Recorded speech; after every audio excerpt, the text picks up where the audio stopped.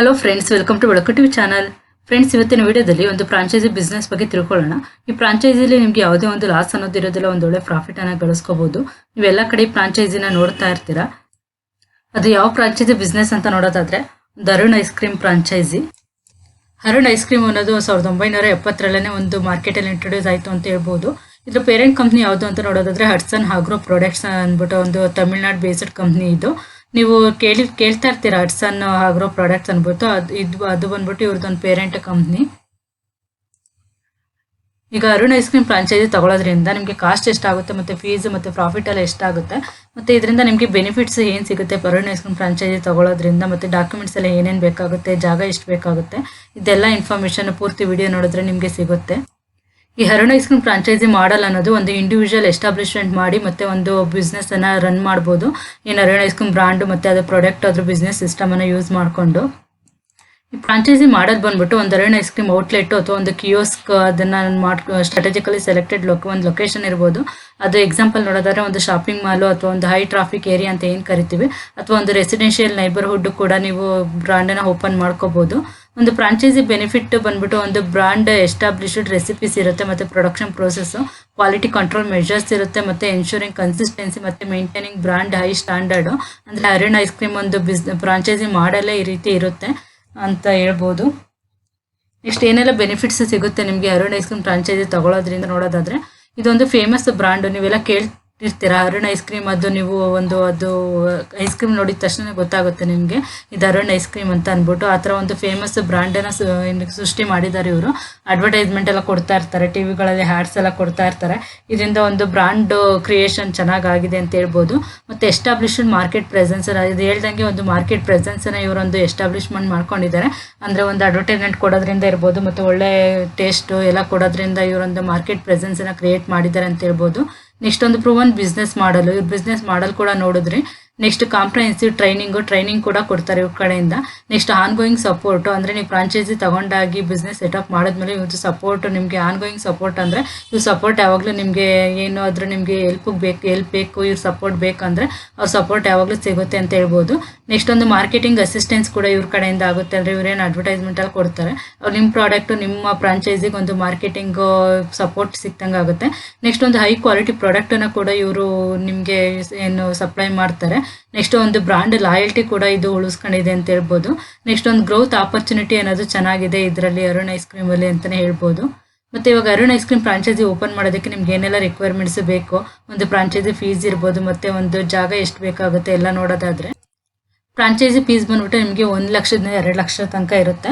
Next initial investment ನೋಡೋದಾದ್ರೆ ಒಂದು 3 ಲಕ್ಷದಿಂದ 5 ಲಕ್ಷದ ತನಕ ಇನಿಷಿಯಲ್ ಇನ್ವೆಸ್ಟ್ಮೆಂಟ್ ಆಗುತ್ತೆ.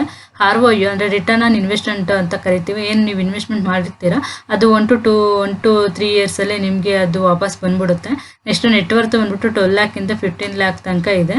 ಮತ್ತು ಸ್ಟೋರ್ ಸೈಜ್ ಬಂದ್ಬಿಟ್ಟು ನಿಮಗೆ 2000 ಸ್ಕ್ವೇರ್ ಫೀಟಿಂದ 5000 ಸ್ಕ್ವೇರ್ ಫೀಟ್ ತನಕ ಇರಬೇಕಾಗುತ್ತೆ. ಲೊಕೇಶನ್ ಬಂದ್ಬಿಟ್ಟು ಒಂದು suitable commercial space with high footfall ಅಂತ ಇದ್ದಾರೆ. ಅಂದರೆ ಒಂದು ಲೊಕೇಶನ್ ಕೂಡ ನೀವು ಒಂದು ಕಮರ್ಷಿಯಲ್ ಸ್ಪೇಸ್ ಆ ಥರದ್ರಲ್ಲಿ ಹುಡ್ಕೋಬೇಕಾಗುತ್ತೆ. ಲೈಸೆನ್ಸ್ ಮತ್ತು ಪರ್ಮಿಟ್ಸ್ ಬೇಕಾಗುತ್ತೆ ನಿಮಗೆ. ಅಂದರೆ ಯಾವುದೇ ಲೈಸೆನ್ಸ್ ಅದೆಲ್ಲ ನಾವು ನೆಕ್ಸ್ಟ್ ನೋಡೋಣ. ಆ ಲೈಸೆನ್ಸ್ ಎಲ್ಲ ತಗೋಬೇಕಾಗುತ್ತೆ ನೀವು. ನೆಕ್ಸ್ಟ್ ಒಂದು ಟ್ರೈನ್ಡ್ ಸ್ಟಾಫು ಕೂಡ ಇರಬೇಕಾಗುತ್ತೆ. Next planning and development and design cost ಬಂದ್ಬಿಟ್ಟು ನಿಮಗೆ 1 ಲಕ್ಷದಿಂದ 5 ಲಕ್ಷ ತನಕ ಆಗುತ್ತೆ. ನೆಕ್ಸ್ಟ್ ಕ್ವಾಲಿಟಿ ಸ್ಟ್ಯಾಂಡರ್ಡ್ ನೋಡಿದ್ರೆ ಇವ್ರದ್ದು ಐಸ್ ಕ್ರೀಮ್ ಸ್ಟ್ಯಾಂಡರ್ಡ್ ಇರುತ್ತೆ ಅರುಣ್ ಐಸ್ ಕ್ರೀಮ್ದು, ಅದನ್ನೇ ನೀವು ಯೂಸ್ ಮಾಡಬೇಕು ಅಂತ ಹೇಳ್ತಿದ್ದಾರೆ.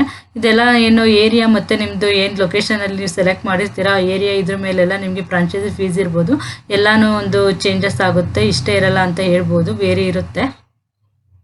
ನೆಕ್ಸ್ಟ್ ಇವಾಗ ಒಂದು ಡಾಕ್ಯುಮೆಂಟ್ಸ್ ಏನೇನೆಲ್ಲ ಬೇಕಾಗುತ್ತೆ ನಿಮಗೆ ಅರುಣ್ ಐಸ್ ಕ್ರೀಮ್ ಫ್ರಾಂಚೈಸಿನ ನೀವು ತಗೋಬೇಕು ಅಂತ ಅಂದರೆ ಲಿಸ್ಟ್ ಆಫ್ ಡಾಕ್ಯುಮೆಂಟ್ಸ್ ಏನೇನಂತ ನೋಡೋದಾದರೆ, ಒಂದು ಐಡೆಂಟಿಟಿ ಪ್ರೂಫು ಅಂದರೆ ನಿಮ್ಮದು ಆಧಾರ್ ಮತ್ತು ಪ್ಯಾನ್ ಕಾರ್ಡ್ ಇರುತ್ತೆ, ID ಪ್ರೂಫು. ನೆಕ್ಸ್ಟ್ ಒಂದು ಅಡ್ರೆಸ್ ಪ್ರೂಫಿಗೆ ಒಂದು ರೆಂಟ್ ಅಗ್ರಿಮೆಂಟ್, ಎಲೆಕ್ಟ್ರಿಸಿಟಿ ಬಿಲ್ಲು, ಈ ಥರದೊಂದು ಅಡ್ರೆಸ್ ಪ್ರೂಫು.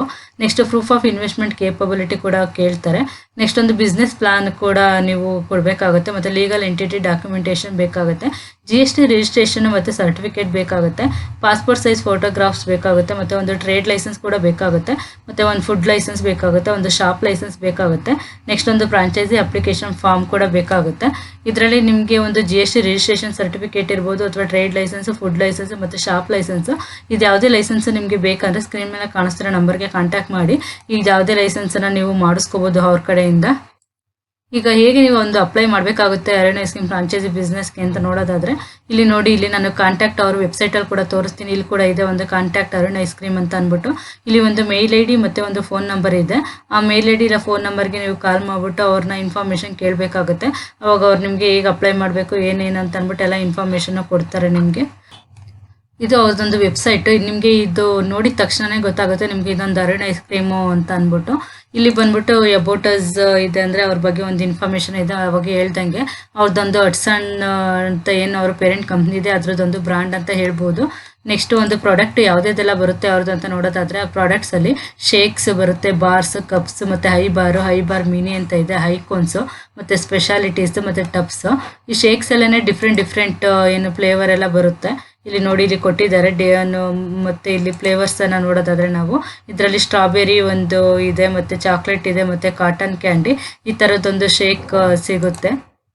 ನೆಕ್ಸ್ಟ್ ಶೇಕ್ಸ್ ಆದಮೇಲೆ ಬಾರ್ಸಲ್ಲಿ ಕೂಡ ಅವ್ರದ್ದು ಡಿಫ್ರೆಂಟ್ ಫ್ಲೇವರ್ಸನ್ನು ನೋಡ್ಬೋದು ನಾವು. ಮಕ್ಕಳು ಎಲ್ಲ ತುಂಬಾ ಇಷ್ಟಪಡ್ತಾರೆ ಅಂತಲೇ ಹೇಳ್ಬೋದು.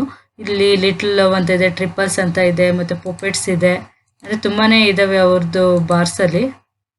ಮತ್ತು ಚಾಕೋಬಾರ್ ಇದೆ, ಎಮ್ಮಿ ಬಿಯರ್ ಇದೆ ನೋಡಿ, ಇದೆಲ್ಲನೂ ಇದೆ ಅವ್ರದ್ದು ಇದರಲ್ಲಿ. ಇದೆಲ್ಲ ಬಂದ್ಬಿಟ್ಟು ಬಾರ್ಸ್ ಅಲ್ಲಿ ಬರೋ ಅಂಥದ್ದು.